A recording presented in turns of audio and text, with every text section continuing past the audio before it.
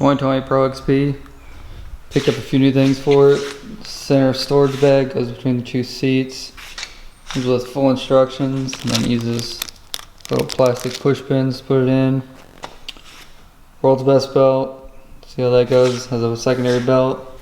Front camera kit comes with camera. All the wiring's already there. Comes with instructions and a fuel jug that I'm not sure if the nozzle will work with the way this gas tank's set up, but I will check.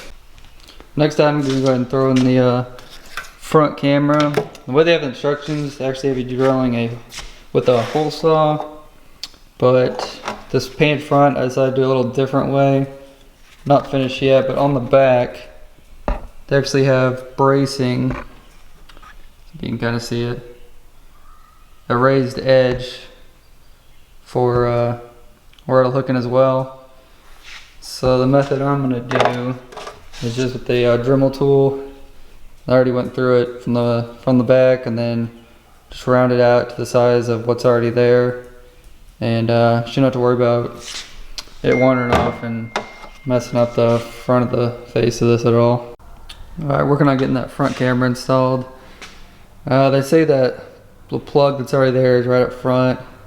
For mine, it wasn't that easy to get to. I ended up taking most of this whole side fender off. There's one here. This is why you have to take all that off. There's one here, there, and then one up further. And this whole piece came off somewhat.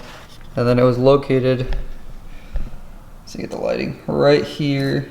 It's got a black rubber coat on it. It's a white plug. It was right there. Probably not the easiest to get to if you don't take this panel off, but yeah, that's where it's located. It's kind of a pain. It's where that main wiring harness comes up right there. And then just pigtails off that to plug it in. It's the final product. Pretty sleek. It does stick out a tiny bit, but not very noticeable. Dog wants to be on camera. But overall, it looks pretty good. Start up, make sure it actually works.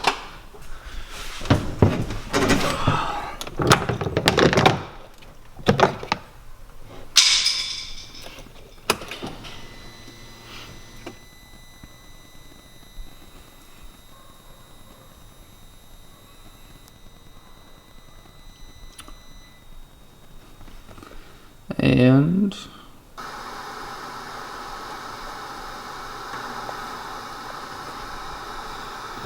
rear camera and front camera.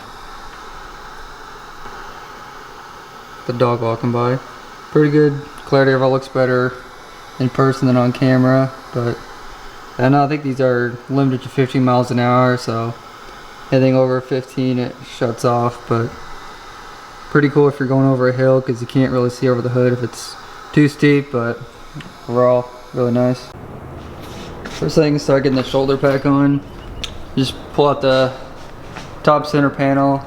It's just these little pins here. You turn them sideways, pop straight out. Really handy. Then you line up the bag, mark the holes, and then drill the holes in these plastic push pins that are very difficult to get in. But once they're in, they're not going anywhere. They're pretty solid. Not really a removable option unless you want to fuss with it every time. Here's the actual pack. It's got a mesh front on it for about half of it, and then inside it's just a basic pack with no pockets. Alright, gonna get this thrown back in and see how it fits between the seats. Got the shoulder bag in place. Fits really nicely between two seats. The Polaris sodium part matches the kind of way the seats look pretty well. One thing, they have it angled here a bit so you can still open this, but it will only open it to about there versus before. But overall, pretty good product. The zippers are a little more difficult to get to since it's wedged between the seats, but if you leave it on top, it's not as bad.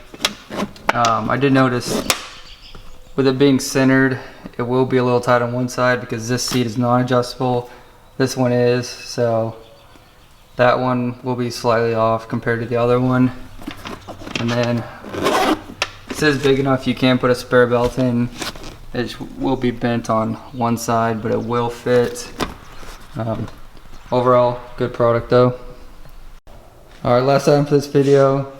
It's one of the quick flow fuel tanks. It's about 5 gallons. It's got the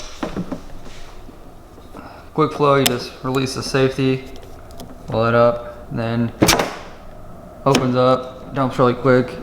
Now the only issue on the Pro XP is when you go to put it in, let's see if I can move this. So it's supposed to go all the way down. It does not, it only goes to there. I'll have to see how well it actually fills. But inside, let's see if I can get a good angle. There's a little collar inside that like a fuel pump, regular fuel pump fits into, and right there, it doesn't allow the fuel spout here to open all the way. 'Cause this piece here is against the edge, it opens, but then this top piece hits the little kind of filler neck inside of there.